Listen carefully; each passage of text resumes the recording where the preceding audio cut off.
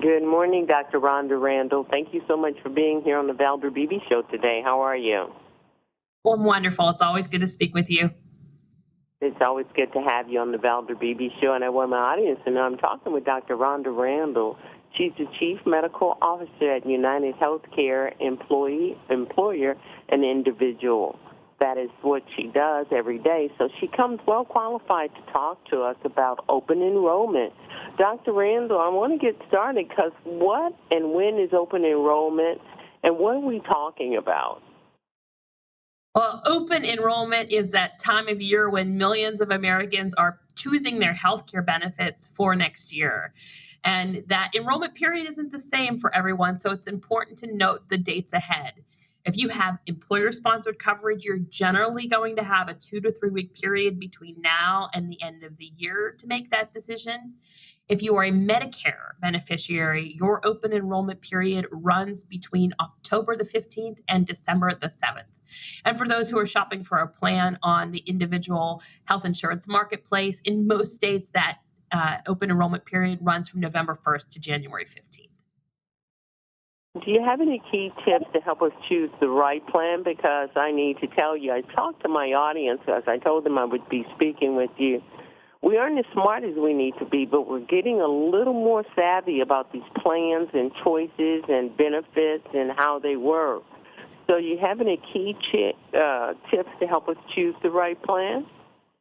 I sure do. I think, we've talked about this before. My number one piece of advice, and never changes, is give yourself enough time to make this decision. Start early. Don't procrastinate and wait to the last minute.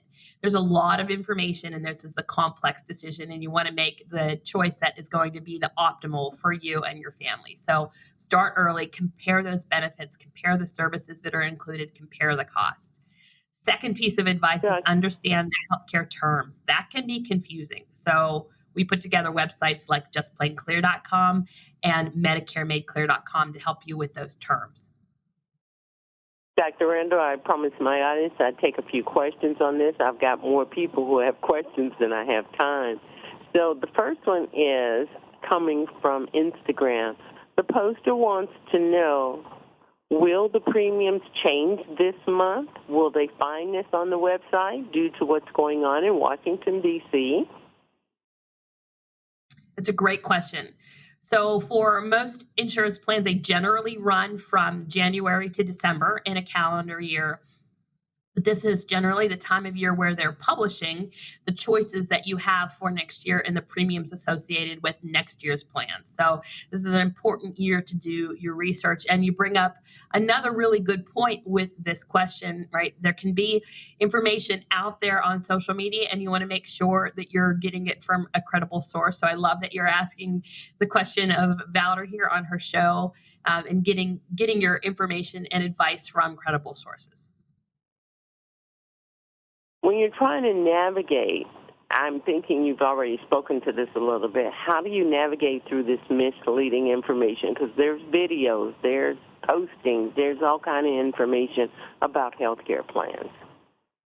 Yeah, I think just always start by checking the source. So, hearing from other people online, it's really a good opportunity to understand what people's experiences have been, but also recognize who does and does not have credibility, right? So particularly when you're getting advice around a medical treatment or something else related to your health, you want to look for sources that are reputable, right? Medical societies, other reputable sources that do academic research, healthcare delivery systems. Your health plan can connect you with those sources as well. I always say check with your personal physician. So sometimes you might hear a claim online that sounds too good to be true, a miracle cure, something that makes you afraid.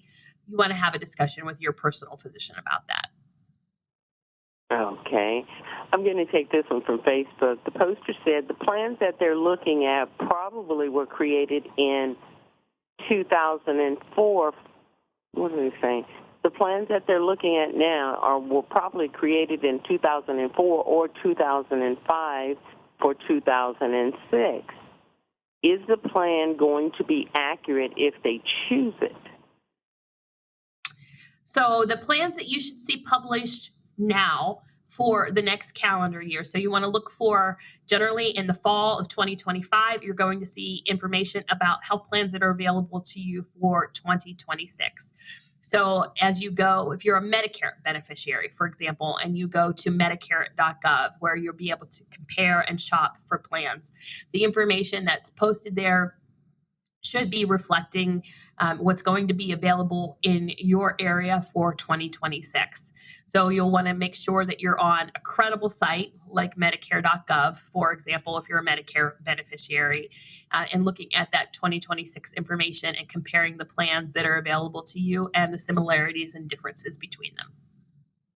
Okay, this is the last one I'm going to be able to answer, but thank you guys for all of these questions. The poster wants to know, if they sign up for the plan and there are changes in Medicare or in Washington, D.C., will their plan change?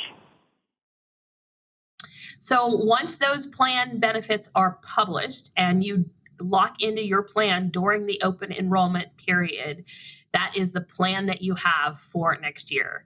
The time to change it would be the following calendar year. So you can shop, if you're a Medicare beneficiary, you can shop with confidence between now and December the 7th as you choose your health plan for next year. And you can shop with security that the information that you're seeing there on that credible website is for next year's plan. And then you'll come to this decision again a year from now.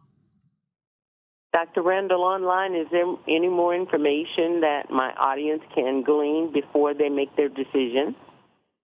You can go to uhcopenenrollment.com. Thank you so very much for answering those complex questions. I know this is not an easy subject, but you are well qualified for this. Thanks for being my guest on the Valder Beebe Show. Thank you. Be well. Hi, I'm Valder Beebe, host of the Valder Beebe Show. We have over 1,000 videos on ValderBeebeShow.com and YouTube.com/Valder Beebe Show. We upload new videos daily. Our site is a modern baby boomer platform with news and information important to boomers. Subscribe to YouTube.com/Valder Beebe Show and stay connected as I interview the world's most fascinating people.